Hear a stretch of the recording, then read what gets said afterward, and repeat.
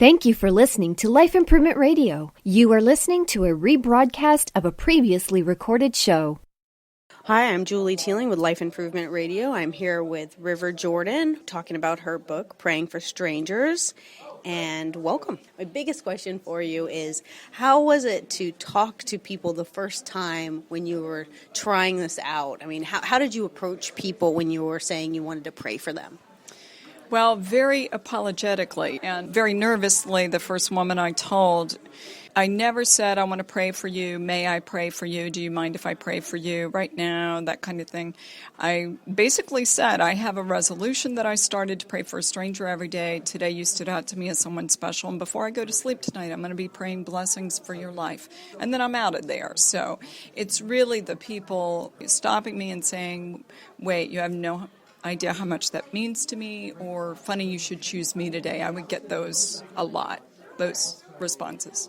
Well, because you're giving a kindness, a compassion that I think so many people, especially nowadays, need. So it's warranted. But I was so curious to know, like, how it was you approached, because, like, without having a rapport and just being like, here, what do you really want for people when they read this book to get out of it? That I'm just an ordinary girl and that anyone can do this. And amazingly, the world is so thirsty for a stranger's touch in a compassionate way.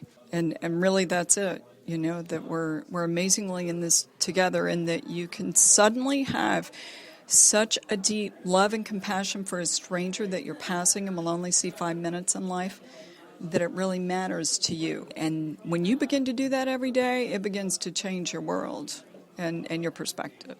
How do you think you're changed from this guy? I can imagine giving in this way to people and just having this connectedness has got to change you in profound ways. I mean, what is the biggest ways you've really noticed that it's changed you? I mean, I love rock and roll, and I write Southern mystical novels, and so I'm not someone's typical church girl in a box, but I do pray. I'm Episcopalian. I believe in the power of prayer, and where I used to really pray for my small world, my husband, my children, my dog, my mom, you know, my things, and then sometimes the sick neighbor next door or a friend or someone. Now I notice when I pray, I look out the window and I pray for the people of Haiti. I pray for children that are lying in their beds scared that night with nightmares. You know, I pray for strangers everywhere that I don't know. I think that must get easier as you've practiced. When you think about your book and now that you've written it and kind of come in the process, would you change anything? And if so, what would you change? I wouldn't change anything. It was a difficult book to write. And some particular critics wanted it to be more of a memoir about my life and my spiritual life and my history. But it's really a memoir in moments, and the stories are about the people that I met along the way during the year and how my meeting them affected both them and me in a positive way. And readers have loved that. I mean, each reader has found different stories that resonate with them. But it was hard. I'm used to writing fiction. And so writing something so truthful and still so revealing about my personal self was difficult for me.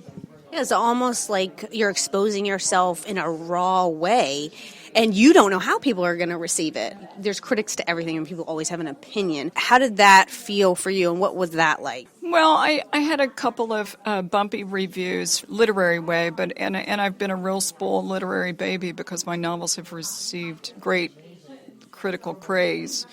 But when the letters from readers began to pour in, and people would hold me and whisper in my ear, I had lost all hope until I read this book, and this book gave me hope again.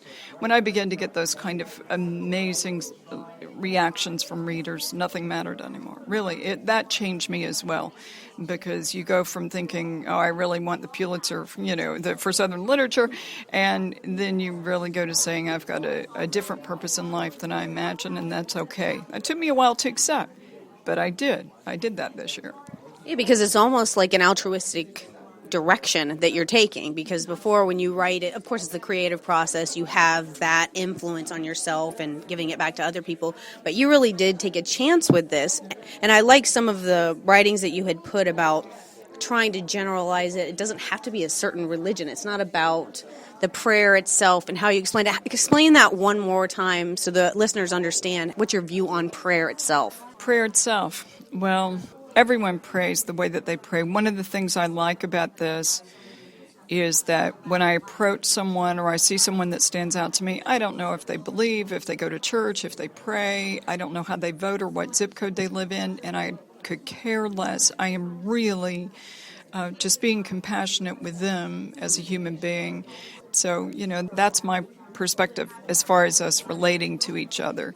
My thoughts on prayer is that prayer isn't always answered the way that we want it to be, but that it always matters very much, and that our prayers for each other, maybe they even hold more water than our prayers for ourselves sometimes. So. And I agree. I always believe that when you give, you get so much more. I mean, I know with my own life, I feel that way, and I really just appreciate what you're doing and giving back in such a genuine, authentic way. To the listeners, if there's anything else that you want to say just to them as a message, as you live your life. Well, I would really encourage everyone to be themselves and to be real with other people, and to not take their gift of being a human being too lightly or too small, or think they don't have something to offer, that even they're offering a well-placed compliment to a stranger on a given day could change that person's day profoundly, and to never feel like they don't have something to offer the world just by being themselves. I totally agree. I think it happens all the time. I go in contact with myself and just have this scowl and this bad mood, and I'm just like, I hope you're having a nice day. And I don't care. It's almost like a surprise. Or when you tell like a waiter or a waitress that you say, oh, thank you, how's your day? And they look at you like, oh, thank you for asking. It's sad to me. It's sad. But I agree with you. It's so important. So I want to say thank you for doing what you do. It's River Jordan, so check out her book, Praying for Strangers. It's really enlightening, and you're listening to Julie Teeling at Life Improvement Radio.